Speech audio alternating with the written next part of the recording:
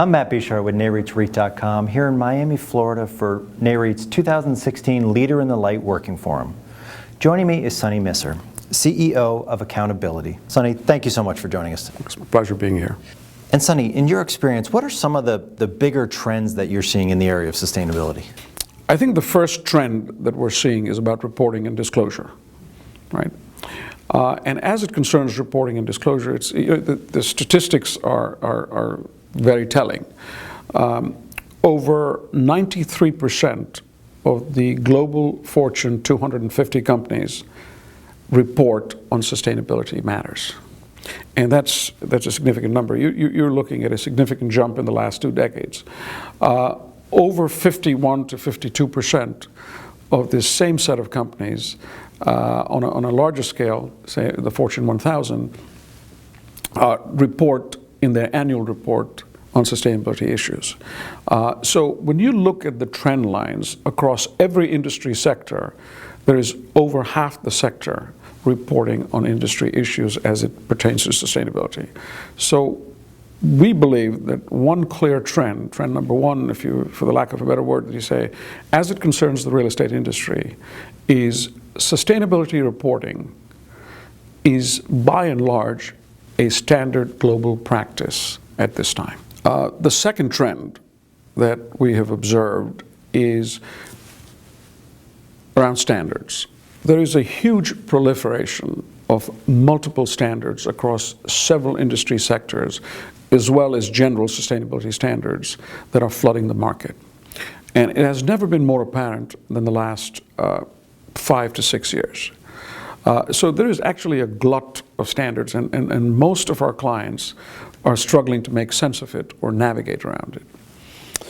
We strongly believe, based on the work we do and the clients we advise and the research we have, in the research we have observed, that one key trend is going to be of consolidation.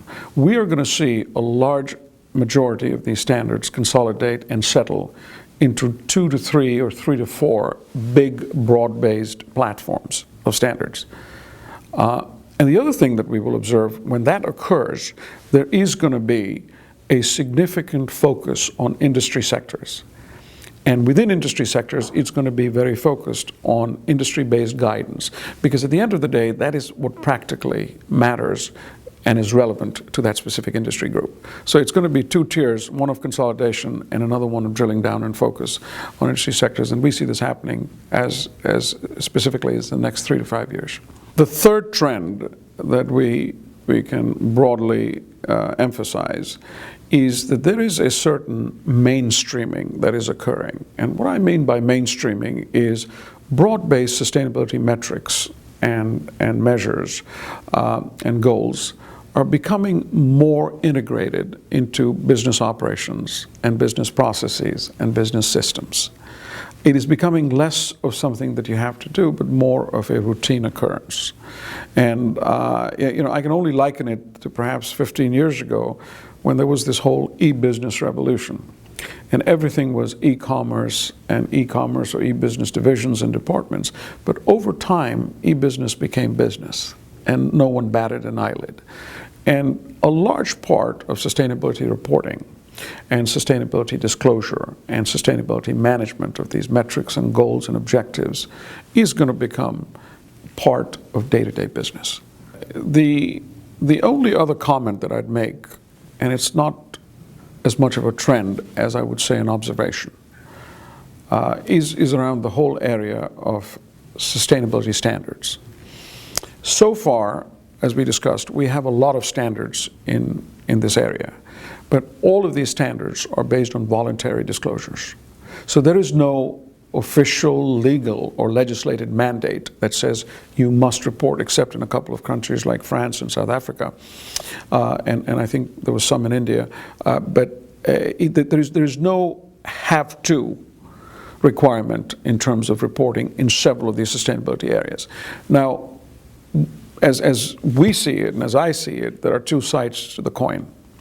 One side of the coin is about standards, the principles, the applications, the objectives, and the metrics.